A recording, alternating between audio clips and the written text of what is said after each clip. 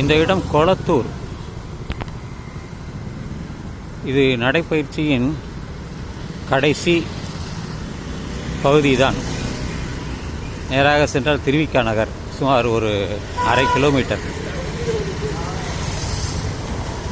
நான் எப்பொழுதுமே எனக்குள்ளே இருக்கக்கூடிய ஒரு கேள்வி பலர் மனதிலும் இருக்கிறது.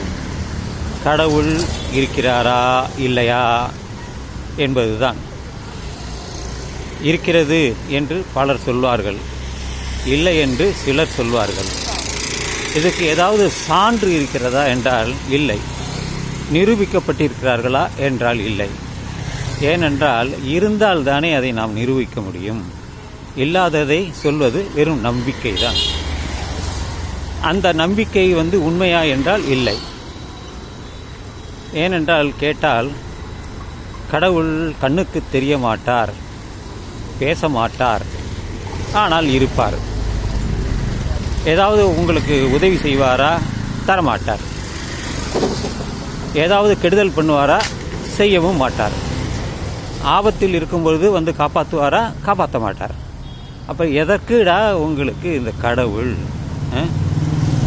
எத்தனையோ சித்தர்கள் கடவுள் இல்லை என்று நேரடியாக சொல்லவில்லை, வேறு விதமாக அவர்கள் சொல்லியுள்ளார்கள்.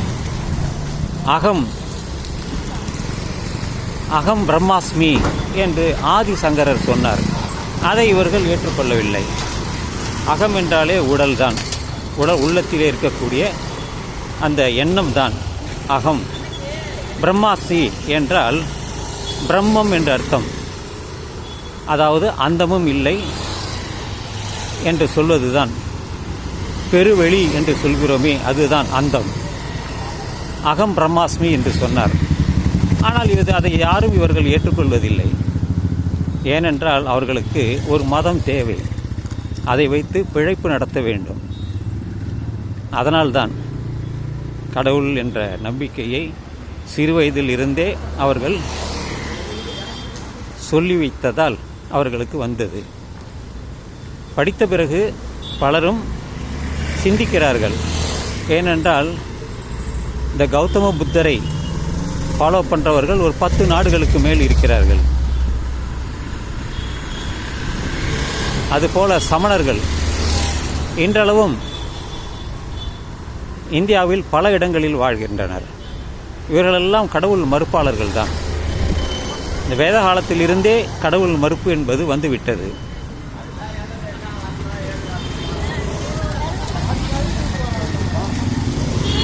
சும்மா வெறும் வார்த்தை தான், வார்த்தை ஜாலம்தான். இதை வைத்து அவர்கள் பிழைப்பு நடத்துகிறார்கள். பக்தியை பரப்புகிறார்கள். நீங்கள் இதை செய்தால் உங்களுக்கு அது கிடைக்கும், இதை செய்யாவிட்டால் உங்களுக்கு கிடைக்காது, நீங்கள் இதையெல்லாம் செய்யாவிட்டால் உங்களுக்கு நரகம் நிச்சயம் என்றெல்லாம் சொல்வார்கள். எதிராக நரகம் என்றால் இருக்கு, நீங்கள் போனீங்கன்னா தெரியும். எப்படி தெரியும்? செத்து போனதுக்கப்புறம் எங்கே போனோன்னு தெரியும். முட்டாள்கள் இவர்கள் எல்லாம், வெறும் முட்டாள்கள் தான். நான் கடுமையாக அவர்களை கண்டிக்கிறேன். ஏனென்றால் ஒரு பொய்யான விஷயத்தை பரப்புகிறார்கள். அதனால்தான் உண்மையாக இருந்தால் நேர் வர வேண்டும் அல்லவா? ஏதோ ஒரு பழம் இருக்கிறது, விதை இருக்கிறது, கீழே விழுகிறது, அங்கே பல விஷயங்கள் இருக்கிறது. கிராவிட்டி என்று சொல்கிறோமே, அது இருக்கிறது. எல்லாமே கீழே விழுகிறது. அந்த கிராவிட்டி போய்விட்டால் எல்லாமே அந்தரம்தான், அங்கே எதுவுமே இல்லை, இருள்தான் என்று நம்மால் பல கிரகங்களுக்கு, குறிப்பாக இந்த விண்கலம் மூலம் அனுப்பியுள்ளார்கள். பல தகவல்கள் அவர்களுக்கு கிடைக்கிறது. இன்றளவும் அந்த நவகிரகங்களை வழிபடுபவர்கள் எல்லா கோவில்களிலும் வைத்துள்ளார்கள். நவகிரகங்கள் என்ன அதெல்லாம் ஒரு பூமியை போன்ற ஒரு பந்து தான். அது எங்கேயோ இருக்கிறது. அதற்கும் நமக்கும் என்ன சம்பந்தம்? எதுவுமே இல்லை. ஆனால் அவர்கள் அதை சொல்வார்கள், மடைமாற்றுவார்கள், எல்லோரையும் முட்டாளாக மாற்றுவார்கள். அதுதான். அதனால்தான் இல்லை இல்லை இல்லை, கடவுள் இல்லை, இல்லவே இல்லை அது பெரியார் சொன்னது இப்பொழுது தான் 19ஆம் நூற்றாண்டில் தான். நான் இந்த 19ஆம் நூற்றாண்டில் தான் இல்லை 19ஆம் நூற்றாண்டு கடைசியில் தான் நான் பிறந்தேன். எனக்கு ஒரு புரிதல் கிடைத்தது. நான் படித்த படிப்பு தான். எல்லாவற்றையும் தெரிந்து கொண்டேன், ஆராய்ந்தேன், எது சரி எது தவறு என்று பார்த்தேன். அதன் பிறகுதான் ஒரு முடிவுக்கு கடவுள் என்று ஒன்று இல்லை, இல்லவே இல்லை, இதையெல்லாம் ஒரு ஏமாற்று வேலை, பித்தலாட்டுக்காரம் என்று புரிந்தது. அதனால்தான் அடிக்கடி நான் கடவுள் பற்றி சொல்வதுண்டு. இதற்கான பல சான்றுகள் இருக்கிறது.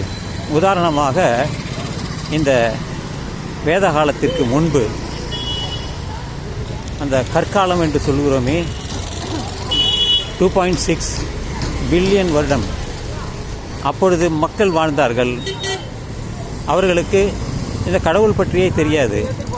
அப்போ பிற்காலத்தில் தானே, இந்த 7ஆம் நூற்றாண்டில் தான் இதெல்லாம் வந்தது. எனவே கடவுள் இல்லை, இல்லை, இல்லவே இல்லை. அதை பேசுபவன் முட்டாள், அதை கற்பித்தவன் மோசடிக்காரன் என்று சொல்லி இந்த பதிவை நான் நிறைவு செய்கிறேன்.